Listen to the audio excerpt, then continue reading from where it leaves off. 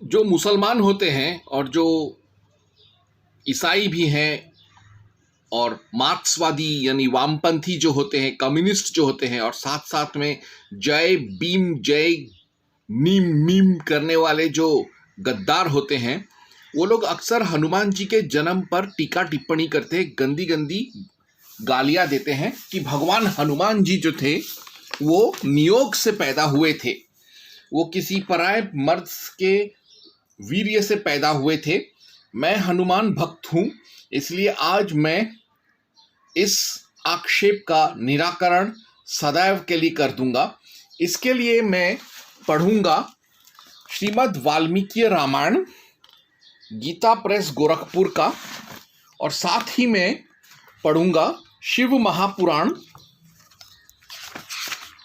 जो कि वेंकटेश्वर प्रेस से छापा हुआ है। तो इन दो ग्रंथों के आधार पर, इन ग्रंथों के श्लोकों के आधार पर मैं हनुमान जी के जन्म के, उनके उत्पत्ति के बारे में मैं सारे सवालों का जवाब दे दूंगा और मैं साबित कर दूंगा कि हनुमान जी का जो जन्म था वो कोई पाप से नहीं हुआ था और उनके जन्म के पीछे एक कारण था और उसी कारण के संदर्भ में उन्हें वैज्ञानिक तौर पर पैदा किया गया था। मैं उसका प्रमाण शास्त्रों से दूंगा, मैं अपने विचार व्यक्त नहीं करूंगा। तो सर्वप्रथम हम पढ़ते हैं शिव महापुराण, वेंकटेश्वर प्रेस मुंबई द्वारा प्रकाशित। अब इस शिव महापुराण का हम पढ़ेंगे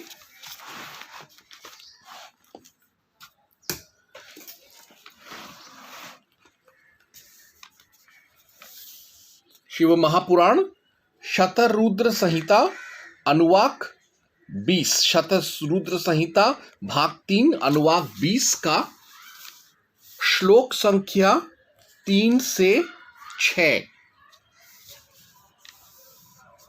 तो हम आरंभ करते हैं।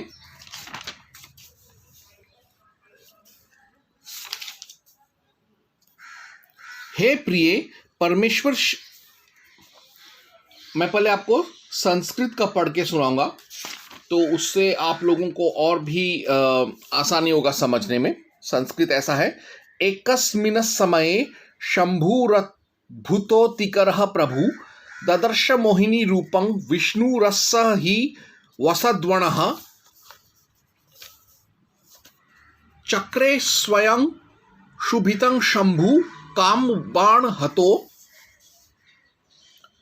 यथा स्वयं वीर्यं पातयामास राम कार्यार्थमीश्वरः तद्वीर्यं स्थापयामसु पत्रे सप्तऋषयश्च ते प्रेरिता मनसा तेन राम कार्यार्थं मादरात् तैर्गोतत् मसूतायां तद्वीर्यं शंभोर्महर्षिभः कर्णद्वारा तथांजन्यां राम कार्यार्थ महायितम।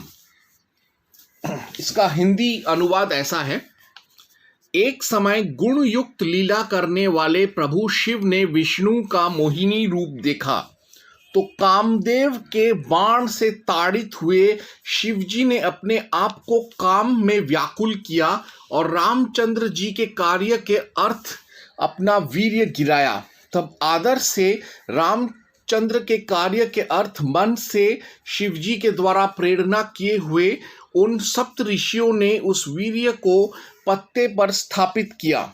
उन महर्षियों ने वह शिवजी का वीर्य गौतम की पुत्री में कर्ण के द्वारा तथा अंजनी में रामचंद्र जी के कार्यार्थ प्रवेश किया।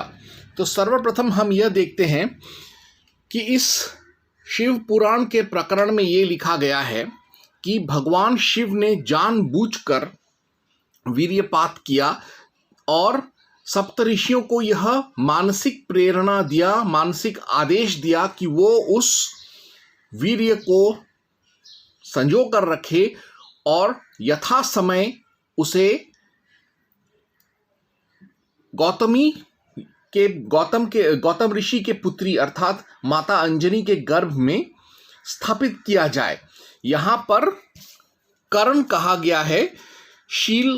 शिष्टता के चलते गर्भ के जगह कर्ण या कान कहा गया है, जो कि एक एलेगोरी है, एक मेटाफॉर है वजाइना के लिए। और उन्होंने बताया कि प्राकृतिक तरीके से उनके अंदर वीर्य को स्थापित किया गया और उसी से बाद में हनुमान जी का जन्म हुआ। तो इसी से पता चल जाता है कि हनुमान जी का जन्म कोई नियोग वगैरह नहीं था। वो आज जैसे हम लोग स्पर्म डोनेशन कहते हैं, वैसे ही हनुमान जी स्पर्म डोनेशन से पैदा हुए थे।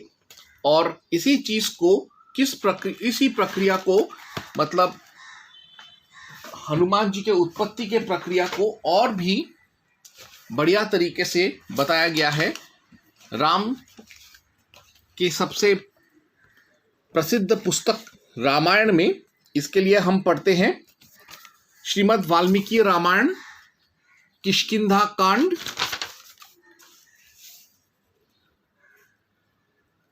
67वां सर्ग।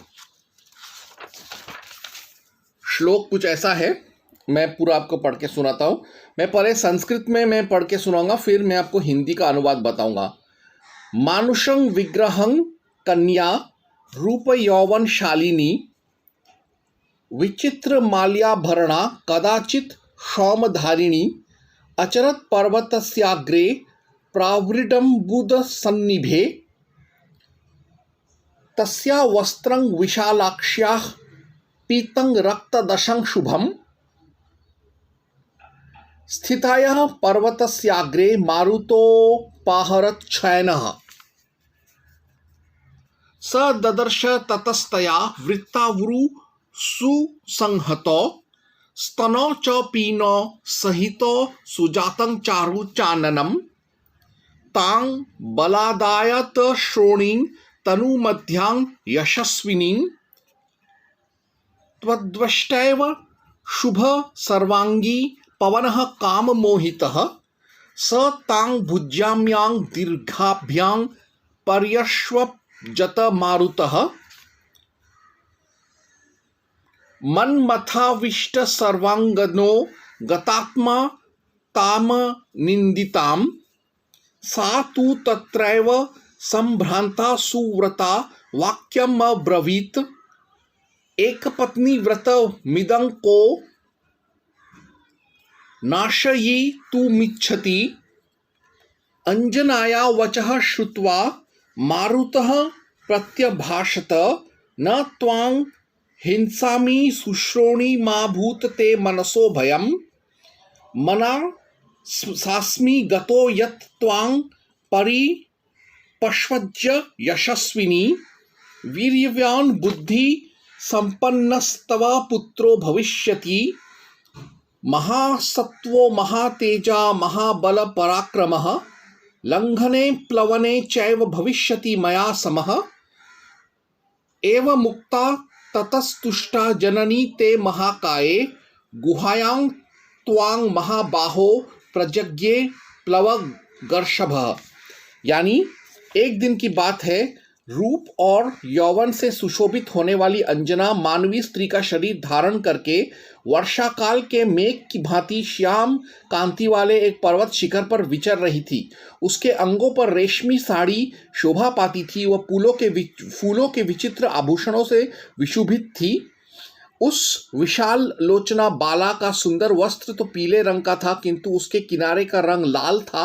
वह पर्वत के शिखर पर खड़ी थी। उसी समय वायु देवता ने उसके उस वस्त्र को धीरे से हर लिया। तत्पश्चात उन्होंने उसकी परस्पर सटी हुई गोल गोल जांघों, एक दूसरे से लगे हुए पीन उरोजों तथा मनोहर मुख को भी देखा।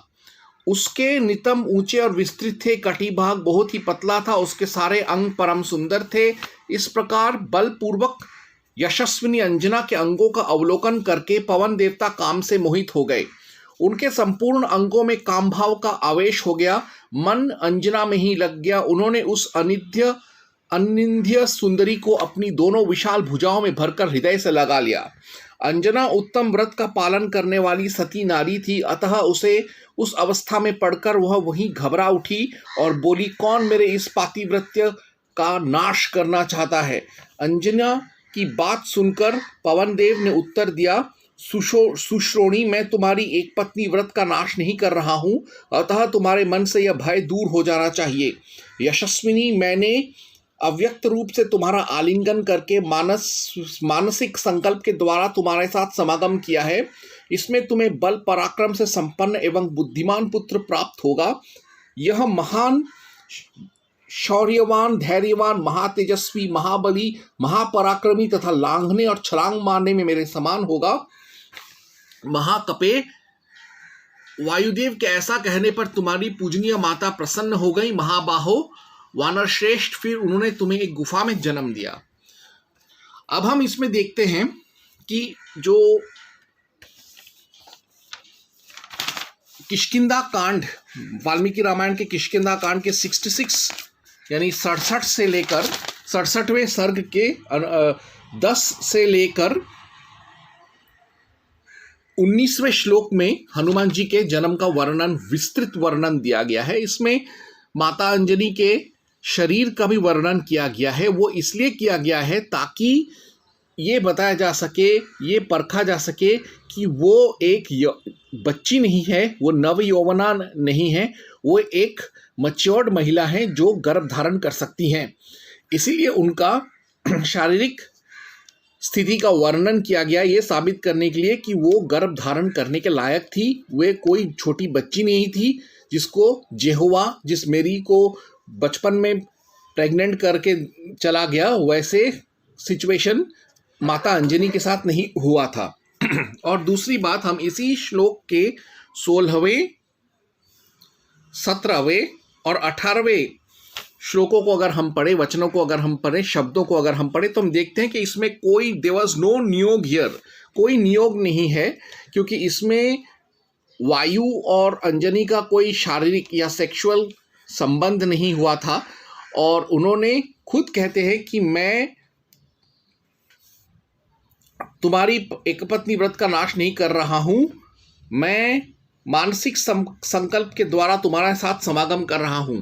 यानी जो वीर्य भगवान शिव ने सप्तऋषियों को दिया था, सप्तऋषियों ने वही वीर्य बचा कर रखा और रामायण युग में उसे वायु को दिया गया। वायु ने उस वीर्य को अंजनी के अंदर डाल दिया और इसलिए विष्णु, भगवान हनुमान के अंदर विष्णु का तत्व भी है, शिव का भी तत्व है और वायु का भी तत्व है, क्योंकि वायु ने भी अपने वीर्य का उसमें मिश्रण करके उन सब का जो मेन जो मिश्रण था उसको माता अंजनी के गर्भ में स्थापित किया, बगैर कोई सेक्स या किसी कार्नल या संभोग के, कार्नल प्लेजर या किसी संभोग के द्वारा। तो इसी से साबित हो जाता है कि भगवान हनुमान का जन्म जो था वो सिर्फ और सिर्फ भगवान राम के कार्य को पूरा करने के लिए था, नियोग के लिए नहीं था। माता अंजनी या केसरी ने कभी नहीं कहा कि विष्णु, शिव या सप्तऋषि या वायु आकर अंजनी के साथ संभोग करे या उसके अंदर वीर्य दान करे।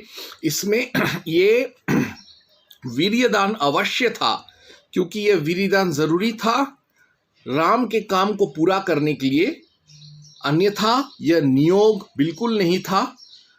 और इसीलिए हनुमान जी को क्षेत्रज या नियोग पुत्र कहना बहुत बड़ा पाप होगा, बहुत बड़ा गलत बात होगा, अवैज्ञानिक बात होगा। हाँ, इसमें वीर्यदान अवश्य था, क्योंकि काम था राम का काम पूरा करना, इसीलिए यह बलिदान लिया गया अंजनी और केसरी से। इसी से मैं साबित कर दिया कि हनुमान का जन्म निष्पाप था और वो नियोग पुत्र नहीं थे, वो क्षेत्रज नहीं थे, वो शिव, विष्णु और वायु के पुत्र थे। आज भी अगर हम देखें तो मॉडर्न साइंस जो है वो वीर्यदान करवाते हैं, स्पर्म डोनेशन करवाते हैं, और साथ ही साथ भारत के ही वैज्ञानिकों ने और ब्रिटेन के वैज्ञानिकों ने यह साबित करके बता दिया है कि दो पुरुषों का वीर्य को मिलाकर भी एक संतान बनाया जा सकता है। और इस हनुमान जी के जन्म के कथा में इसी वैज्ञानिक रहस्य की प्रेरणा हमको शास्त्र देता है। हालांकि यह सर्वव्यापक नहीं होना चाहिए, क्योंकि मनुस्मृति में वीर्यदान या नियोग पर प्रतिबंध है, फिर भी राम के काम के लिए ये बलिदान लिया गया केसरी और अंजनी माता से। तो जो लोग हनुमान जी के जन्म पर उंगली उठाते हैं, ऐसे लोगों को मैंने आज शास्त्र सम्मत प्रमाण और उत्तर दिया है। ओम हनुमते हनुमंताय नमः।